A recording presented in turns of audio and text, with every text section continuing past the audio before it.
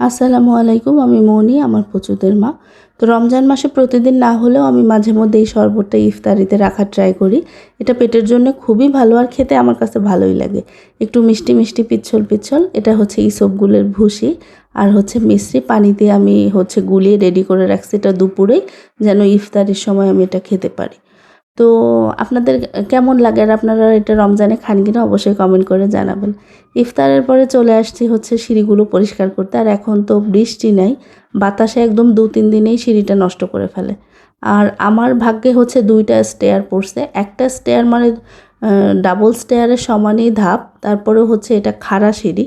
তো যাই হোক, আমার ছাদে যেতে একটা, আর এই এক বাসার একদম মেন ডোরটার সামনেই একটা, এই মোট 2টা স্টেয়ারই আমার নিজে পরিষ্কার করতে হয়।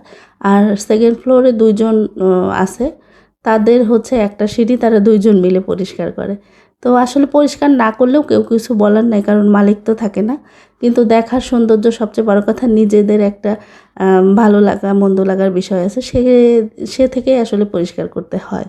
তো 2-3 দিনও যাচ্ছে না। আর এই লাল লাল ধুলো দেখতে পাচ্ছেন, লাল ধুলোর একটা প্রধান কারণ হলো আমাদের বাসার সামনে ইট ভাঙে। তো সেই ইট ভাঙার যে লাল লাল ধুলো, সেগুলোই বাতাসে এসে 2-3 দিনেই সিঁড়িগুলো এরকম লাল লাল করে ফেলে। তো পরিষ্কার করা শেষ, চলেন দেখাই একটু। সেকেন্ড ফ্লোরে যে 2টা ফ্যামিলি থাকে, এই যে তারা 2 জন মিলে এই স্টেয়ারটা পরিষ্কার করে, এই 2টা ফ্যামিলির দরজা। তো যাই হোক, এখন পরিষ্কার করা শেষ, চলেন একটু রান্না করে নেই। আর তারপরে টাইটেলে দেখতেই পারছেন যে আমি ঈদ মুবারক লেখা যে একটা টেবিল রান্না রেডি করছি, সেটার মেকিং ভিডিও আপনাদের সাথে শেয়ার করব।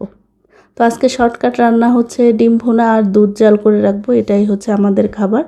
আর রমজান মাসে তো আসলে সেহেরিতে ওইভাবে অতটা খাওয়াও হয় না, আর আমরা একবারই তো আসলে ভাতটা খাই। আর ইফতারের সময় তো ইফতার প্লাস খিচুড়িটা প্রতিদিনই রাখি, ওটা খেলেই আর রাতে খাওয়ার দরকার হয় না, একবারে সেহেরিতে খাওয়া।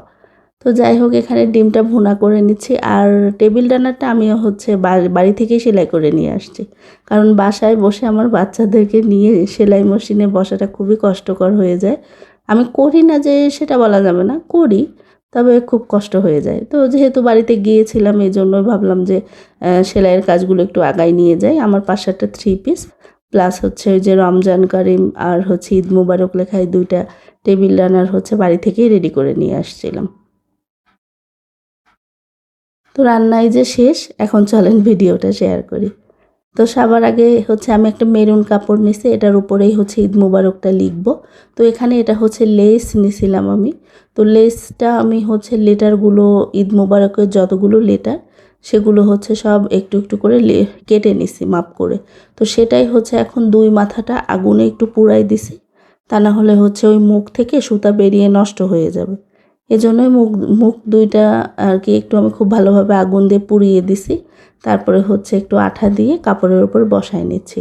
ওই যে আগে যেভাবে রামাদান কারিম করছিলাম, এটাও সেম প্রসেসেই, তবে ওটা ছিল কাপড় আর এটা লেস, এই ডিফারেন্ট। তো যাই হোক, এখানে সবগুলো লেটার আমার লেখা শেষ, প্লাস ওই আঠা দিয়ে বসানো শেষ। এবার আমি এটা সেলাই মেশিনেই সেলাই করব। চাইলে হাত দিয়েও সেলাই করা যাবে, তবে হাত দিয়ে সেলাই করতে একটু সময়টা বেশিই লাগে, আর আমি দ্রুত করার জন্য একটু সেলাই মেশিনে করে নিছি। আর এটা যেহেতু একটু গ্লেসি লেজ, এজন্য হাতে সেলাই না করলেও অতটা খারাপ লাগবে না, এজন্যই আসলে সেলাই মেশিনে আমি করে নিছি। তবে যাদের সেলাই মেশিন নেই, তারা চাইলে হাত দিয়েই বসাতে পারেন, কোনো প্রবলেম নেই, মানে দেখতে ভালোই হবে ইনশাল্লাহ। তো ওই যে লেসের যে ডাবল পাশে সেলাই করে বসিয়ে নিতে হবে কাপড়ের সাথে, তা না হলে এক মাথা সেলাই করলে অন্য মাথা আঠা শুকিয়ে পরবর্তীতে মানে উঠে যেতে পারে। এজন্যই আমি 4-5টা একদম খুব সুন্দর করে সেলাই করে নিচ্ছি। আর সেলাইয়ের পরে আপনাদের অপর পাশটা দেখাবো যে সেলাইয়ের পরে কেমন হয়েছে, মানে কিভাবে সেলাই করছে, দেখলে হয়তো আপনাদের বুঝতে সুবিধা হবে। তো এই যে এখানে আমার সেলাই করে বসিয়ে নেওয়ার প্রায় শেষই। তো এটা যে অন্য যে কোনো লেস দিয়েও করা যাবে বা হাতে সেলাই করেও করা যাবে, তবে এটা আমার কাছে খুব সহজ মনে হয়েছে, এই জন্যই আসলে আমি করছি। তো ভাবলাম যে ঈদের আগেই এই ভিডিওটা শেয়ার করে, অনেকে হয়তো চাইলে করে নিতে পারেন বাসায় বসেই, খুব কম খরচে, দেখতেও সুন্দর লাগবে। আর সবচেয়ে বড় কথা আমার ডিফারেন্ট জিনিস ভাল লাগে, মানে আমার জিনিস শুধু আমার একারই, অনুকরণ করা, নকল করা, এই জিনিসটা আমার মানে একটু কম পছন্দ, মানে আমি আমার মতো। যাই হোক, এই যে আমার এখানে রেডি করা শেষ, তো কেমন লাগলো ভিডিও অবশ্যই কমেন্ট করে জানাবেন। ভালো লাগলে একটা রিঅ্যাক্ট কমেন্ট করে দিবেন। সবাই ভালো থাকবেন, আজ এই পর্যন্তই। আল্লাহ হাফেজ।